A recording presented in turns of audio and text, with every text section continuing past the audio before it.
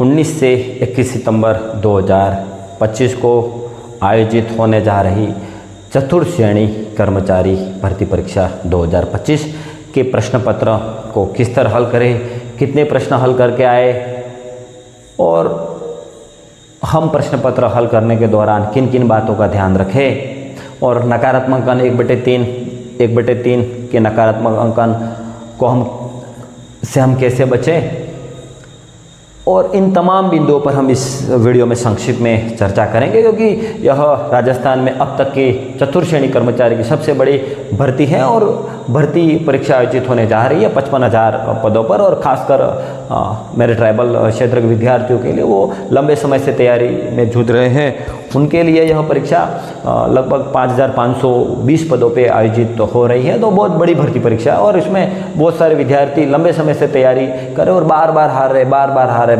रहे और बेरोजगारी का एक कलंक, एक धब्बा उनके ऊपर, मैं तो नहीं मानता, लेकिन बहुत सारे लोगों का उन पर कमेंट होगा कि आप कितने सालों से पढ़ रहे हैं, आप हार रहे हैं।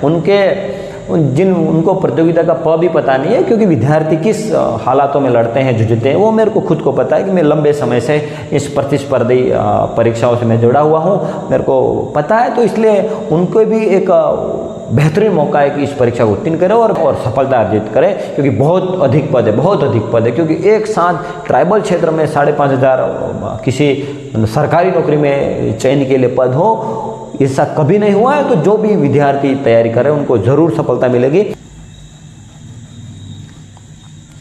सबसे पहले प्रिय विद्यार्थियों, हम बात करेंगे कि पेपर को हमें सबसे पहले बिंदु की बात करेंगे कि प्रश्न पत्र को 2 चरण में हल करना है।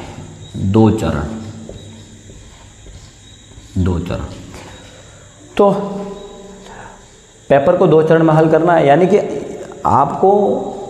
आपके 120 प्रश्न पूछे जाएंगे। तो 120 प्रश्न में आप ये ध्यान रखना कि जो गणित के, आपके मैथ के जो 15 प्रश्न आते हैं, उन जो अगर किसी पेपर में बीच में पूछ लिए तो उनको बाद में हल करने हैं। बाकी आपको पेपर को 2 चरण में हल करना है। 2 चरण का मतलब है कि आपको जो प्रश्न एग्जैक्ट आ रहे हैं, 1 क्लिक में आ रहे हैं, पहले चरण में 1 क्लिक में आ रहे हैं तो उनको तो आप टिक करो, तो 1 क्लिक में आ रहे हैं उनको आप हल करो। और आप थोड़े से भी डाउटफुल हो तो उसको पहले चरण में जल्दबाजी में अगर वो प्रश्न गलत हो जाए, उसकी तुलना में उसको आप उस प्रश्न क्रमांक पे आप बबस कर दो और उसको दूसरे चरण में हल करो। और बिल्कुल नहीं आता है तो छोड़ दो। जैसे कि आपने पहला प्रश्न पढ़ा, पहला प्रश्न आपको आ रहा है तो पहला ऑप्शन पढ़ा और आ रहा है तो आप टिक कर दो, हल करो। दूसरा प्रश्न आपको आ रहा है तो दूसरा प्रश्न आया तो ऑप्शन पे टिक करो और प्रश्न क्रमांक पे टिक करो और आगे बढ़ो। तीसरा प्रश्न आप यूँ है कि आपको पता है कि यार इन दोनों में से एक हो सकता है, आपको पता है कि इन दोनों में से ये हो सकता है, लेकिन थोड़ा भी डाउट है तो प्रश्न क्रमांक पे आप बबस काला कर दो। फिर चौथा प्रश्न है कि आपको ऐसा है कि बिल्कुल नहीं आ रहा, चार ऑप्शन तक नहीं आ रहा, तो आप उस प्रश्न को बिल्कुल छोड़ दो। पाँचवा प्रश्न ये है कि आप डाउटफुल हो तो उस प्रश्न क्रमांक पे आप बबस कर दो। और छठा प्रश्न ऐसा है कि बिल्कुल आ रहा है, 1 क्लिक में आ रहा है तो टिक करके आगे बढ़ जाओ। तो 2 चरण में हल करने का मतलब यही है कि पहले चरण में जो प्रश्न 100% आ रहे हैं एक्यूरेट, उसको हल कर लूँगे, और दूसरे चरण में आपने 2 ऑप्शन तक को ज़रा भी डाउटफुल हो, 2 ऑप्शन में आप डाउट थे, लेकिन वो दूसरे चरण में उत्तर निकल गया, उत्तर आ जाए, उत्तर आपका ज़रूर आएगा, क्योंकि आपने उस प्रश्न को ध्यान से पहले ये बात ध्यान रखना है कि प्रश्न को बिल्कुल एकाग्रचित्त होकर ध्यान से पढ़ना है, प्रश्न की भाषा को, और 4 ऑप्शन को ध्यान से पढ़ना। अगर प्रश्न समझ में नहीं आए तो आपको उसको दोबारा पढ़ना है और ध्यान से पढ़ना है, 4 ऑप्शन को ध्यान से पढ़ना है, और प्रश्न की लैंग्वेज को पढ़ते हुए जो महत्वपूर्ण कीवर्ड है उसके नीचे अंडरलाइन करनी है। और निम्न में से प्रश्न की पूरी भाषा उसमें नहीं है तो नहीं के ऊपर आप बबस कर दो, और उसमें एक जो नहीं है उसको छाटो। निम्न में से ये है तो मान लो कि 2 है यूँ बताए, तो 2 ऑप्शन तक है यूँ, तो उसको ध्यान से पढ़ो। ध्यान से उसको पढ़ोगे तो आपके वो पेपर प्रश्न को दूसरे चरण में आपका दिमाग काम करता जाएगा ब्रेनस्टॉर्मिंग विधि द्वारा, तो आप दूसरे चरण में तुरंत उसका उत्तर निकलेगा। तो सुकरात ने कहा था कि प्रश्न को अच्छे से समझ लेना ही आता उत्तर है।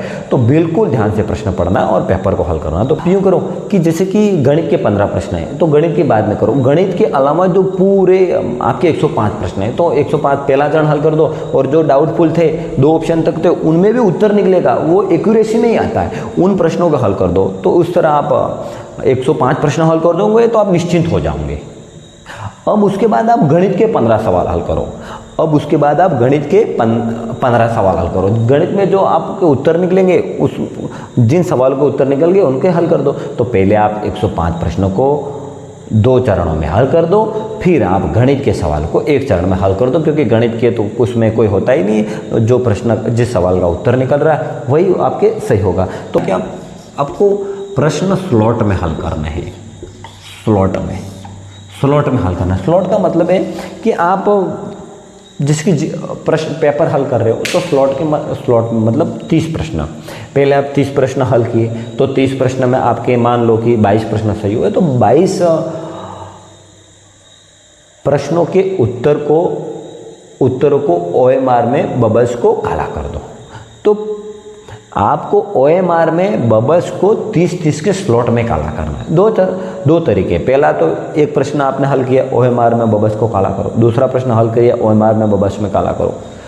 और दूसरा तरीका है कि आप स्लॉट में हल करो। तो मेरा व्यक्तिगत मानना है इन दोनों तरीकों में आपके स्लॉट में पेपर हल करने का तरीका आपके लिए फायदेमंद साबित होगा। 30 प्रश्न हल कर दो, 1 से 30, उसमें जितने प्रश्न आपके सही उत्तर निकल गए उनको OMR में आप बबल्स को काला कर दो।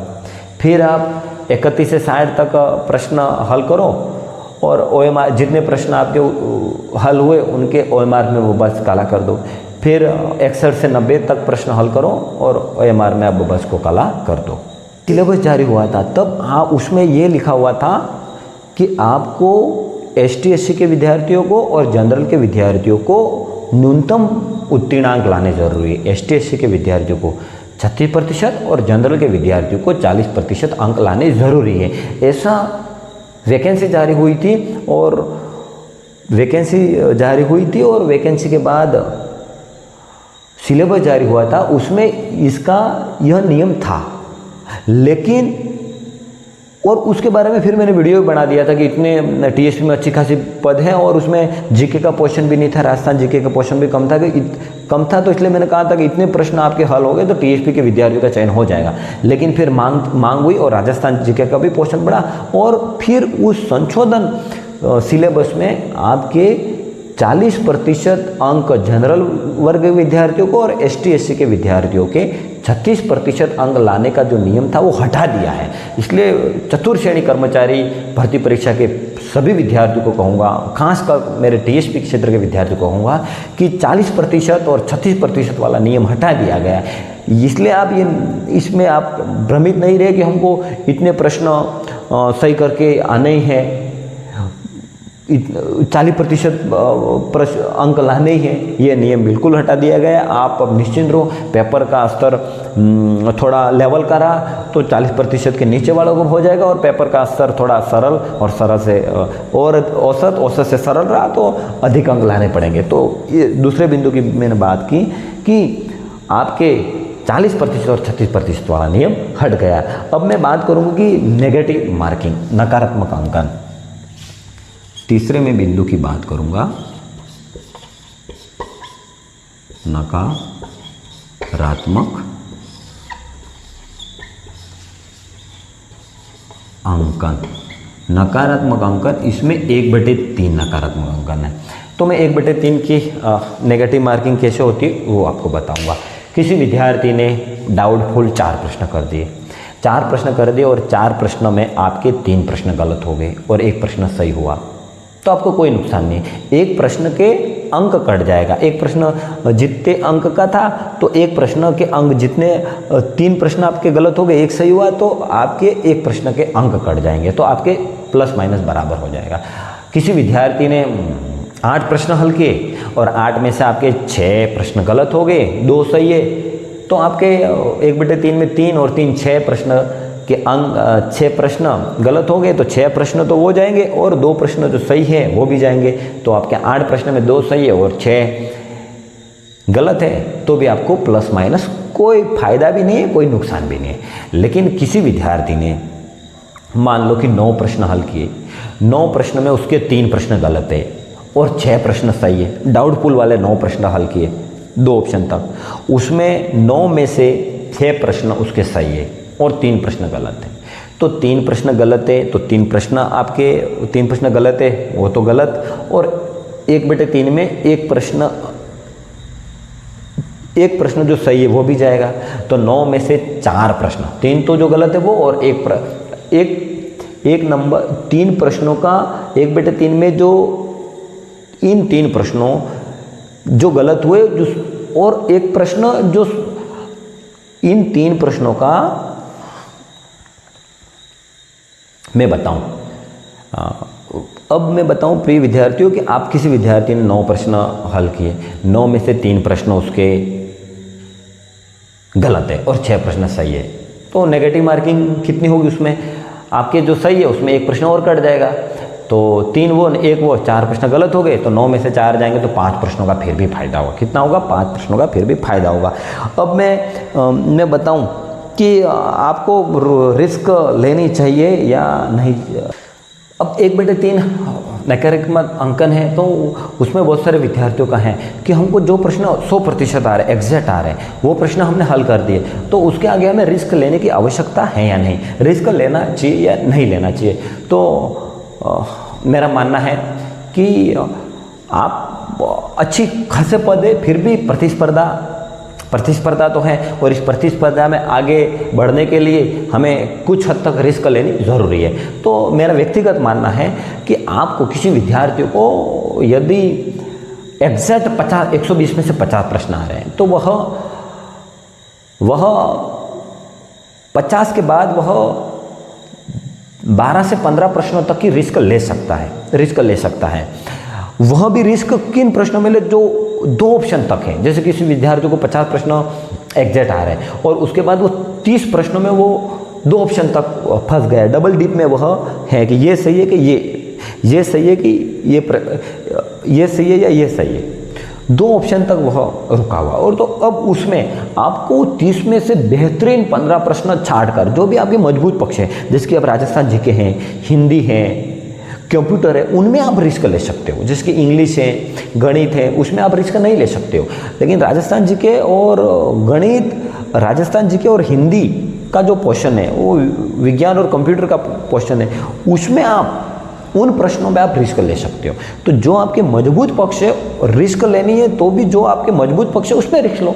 राजस्थान जीके में रिस्क ले लो, हिंदी में हो सके तो आप रिस्क लो या 2 ऑप्शन तक हल करो, और कंप्यूटर और विज्ञान में आप हल कर सकते हो। करंट में भी कुछ हद तक आप ध्यान हो तो ले सकते हो। बाकी करंट और गणित और इंग्लिश में हम रिस्क थोड़ी नहीं ले सकते, बाकी हम रिस्क ले सकते हैं। कितनी रिस्क लेनी चाहिए? 50 आ रहे, उसके बाद 30 प्रश्न में आप 2 ऑप्शन तो मेरा मानना है 30 में से आप बेहतरीन 12 से 15 प्रश्न छाट लो और आप रिस्क ले लो। तो 50 के बाद 15 तो 60-75 प्रश्न आपके हल करके आओगे तो आपका चयन हो जाएगा। किसी विद्यार्थियों को मान लो कि 80 प्रश्न आ रहे हैं तो 80 प्रश्न आ रहे तो 80 के 15, 90 और 95 प्रश्न हल कर दो। कोई विद्यार्थी 90 प्रश्न आ रहे तो 90 के 15, 105 प्रश्न हल करके आ सकता है। कोई विद्यार्थी भाई अलग अलग वर्ग में अलग अलग कट ऑफ जाती है, टीएसपी में कमी जाएगी नॉन टीएसपी से, तो कोई विद्यार्थी मान लो 40 पे रुक गया तो 15-40 पे रुक गया। अलग अलग कैटेगरी, मान लो टीएसपी एसटीएससी में महिला विद्यार्थी हैं, विधवा परित्यक्त, अलग अलग कोटे हैं, विकलांग के भी कोटे हैं, तो सभी के लिए मैं बात कर रहा हूँ। तो कोई विद्यार्थी 40 पे रुक गया तो उसको 15 हल कर देने चाहिए। 40 का मतलब 50 और 55, 40 के और से 15 तो 55 प्रश्न तक हल कर देते हैं। कोई विद्यार्थी 60 तक रुक गया तो 70 और 75, 65 तक रुक गया तो 80 प्रश्न तक हल करने चाहिए। तो 12 से 15 प्रश्न हल कर देने चाहिए। और इस भर्ती परीक्षा में मेरे विकलांग विद्यार्थी भी बहुत सारे हैं और विधवा, परित्यक्ता, तलाकशुदा महिलाएं, उनकी भी अपनी एक कैटेगरी है। तो उनको मैं सलाह दूंगा कि इसमें बहुत अच्छे खासे पद है, तो आपको तो बिना कोई रिस्क लिए जितने आते हैं उतने ही कर दो, जितने प्रश्न आते हैं उतने हल कर दो। आपको 45 आते हैं तो 45 करो, 48 आते हैं तो 48 करो, यदि आपको 38 आते हैं तो 38 करो, 32 प्रश्न आते हैं तो 32 करो। उसके अलावा आपको रिस्क लेने की ज़रूरत नहीं है। मैंने प्रिय विद्यार्थियों यह बात बताई। अब मैं बताऊंगा पांचवा ऑप्शन तक। तो पांचवें ऑप्शन ABCDE ऑप्शन के लिए जैसे कि आपको 10 मिनट एक्स्ट्रा मिलते हैं, तो आपको जल्दबाजी में ई ऑप्शन तक को काला नहीं करना चाहिए। आपको आराम से 2 घंटे का पेपर है, वो हल जाने के बाद आपको कहेंगे विक्षक, घंटा भी बजेगा, बेल भी बजेगी और आपको बताएंगे कि अब आपके 10 मिनट बचे हैं और आप पांचवें ऑप्शन में आप कोला बबल्स को काला कर दो। तो अब आराम से, जैसे कि 120 प्रश्न में आपके 85 प्रश्न हल हो गए हैं, तो 20 और 15 35 प्रश्न के बबल्स को आप ध्यान से आप OMR में बबल्स को काला कर दो। एक प्रश्न यदि आपने OMR में बबल्स को काला करने में मिस्टेक कर दी तो आप 1000 विद्यार्थियों से पीछे हो जाओगे। इसलिए आपको ध्यान रखना है, बबल्स को आप ध्यान से काला करो, 10 मिनट में आपके काला हो जाएंगे। यदि कोई विद्यार्थी लापरवाही में ध्यान में समय बचाए तो 120 में आप देख लो, मैंने 120 में बबल्स काले किए नहीं गई, मान लो 117 करके आए और 3 बबल्स काले करने छोड़ दिए, तो आपके जो प्रश्न सही है उसके भी 1/3 माइनस मार्किंग हो जाएंगे। एक प्रश्न सही वो भी कट जाएगा। और किसी विद्यार्थी ने 10% से अधिक प्रश्नों में पांचवा ऑप्शन को OMR में काला करना यदि वो छोड़ के आता है तो 10% से अधिक, यानी कि 10 प्रश्न उसमें और उसमें 2, यानी 120 में से 12 प्रश्न से अधिक कोई विद्यार्थी ई ऑप्शन तक, भले उसके कटा के 80 प्रश्न सही करके आ गया, और लेकिन 12 प्रश्न ऐसे रहे कि उसमें ई ऑप्शन करना वो भूल के आ गया या छोड़ गया या टाइम में रह गया, ऐसा कुछ हो गया, ध्यान में होकर, तो वह भर्ती प्रक्रिया की दौड़ से बाहर हो जाएगा। इसलिए ई ऑप्शन को आपको 10 मिनट का समय मिलेगा, आप बिल्कुल उसको काला करके ही आना है। और परीक्षा के दौरान ध्यान रखने योग्य मैं बातें बताऊंगा। प्रिय विद्यार्थियों, आपको ये इतनी ऐतिहासिक भर्ती है, इतनी बड़ी भर्ती है, और मेरे TSP क्षेत्र के विद्यार्थियों को कहूँगा और राजस्थान के सभी विद्यार्थियों को कहूँगा कि आपके ज़िले में परीक्षा केंद्र है तो अच्छा है, लेकिन अपने ज़िले से दूसरे ज़िले में परीक्षा केंद्र आता है तो आपको एक दिन पहले पहुँच जाना है और परीक्षा का तय समय से 1 घंटा आप पहले पहुँचे। जो विभाग ने समय दिया उससे भी 1 घंटा आप मानिए, आप 1 घंटा पहले पहुँचे। और उसके बाद आपको परीक्षा के पूर्व किसी से कोई चर्चा नहीं करनी, परीक्षा के दौरान शिक्षक आदि साथियों से कोई बहस नहीं करनी, और शिक्षक आदि अगर बातचीत करते हुए हैं तो आपको डिस्टर्बेंस हो रहा है या आपके पीछे वाला साथी विद्यार्थी बोल रहे हैं तो आप तुरंत शिक्षक को ना बोलो, क्योंकि बोलना ही पड़ेगा। जो बोलेगा वो आगे बढ़ेगा, नहीं बोलेगा वह रोएगा। तो आप शिक्षक को तुरंत बोलो, वो नहीं डिस्टर्बेंस आपको करेंगे। और आप अच्छे से घड़ी हो तो अच्छा है, घड़ी नहीं हो तो आप शिक्षक को आधे घंटे में आप पूछते रहिए, टाइम मैनेज करते हुए आप पेपर हल करिए। और जिसके 19 तारीख को पहली शिफ्ट में, 19 तारीख को दूसरी शिफ्ट में पेपर हुआ है, उन पेपर को आप बाद वाली शिफ्ट के विद्यार्थियों को आपको देखना है। स्केलिंग अच्छी है। पशु परीक्षक के अभ्यर्थी जो चूक गए हैं, पटवारी में किसी का पेपर थोड़ा बिगड़ गया, उन अभ्यर्थियों के लिए स्वर्णिम मौका है, आपको चूकना नहीं है, आपको अच्छे से परीक्षा देनी है। अंत में कहना चाहूँगा, मेरी ओर से चतुर्थ श्रेणी कर्मचारी भर्ती परीक्षा में शामिल होने वाले सभी विद्यार्थियों को दिल से ढेर सारी शुभकामनाएं। मैं आशा करता हूँ कि ये वीडियो आपके लिए फ़ायदेमंद रहेगा और पेपर दीजिए और फिर अपन कट ऑफ पे भी ज़रूर चर्चा करेंगे। और चतुर्थ श्रेणी कर्मचारी भर्ती परीक्षा के विद्यार्थियों तक इस वीडियो को अधिक से अधिक शेयर करना और अपने इस चैनल को आप सब्सक्राइब करना। दिल से गुजारिश है कि अपने इस चैनल को आप सब्सक्राइब करना, अंत तक जुड़े रहे। धन्यवाद, शुक्रिया। इन पंक्तियों द्वारा अपनी बात को समाप्त करूंगा। लोग कहते हैं ज़माना बदलता है, लोग कहते हैं ज़माना बदलता है, मर्द वह है जो ज़माने को बदल देता है, मर्द वह है जो ज़माने को बदल देता है।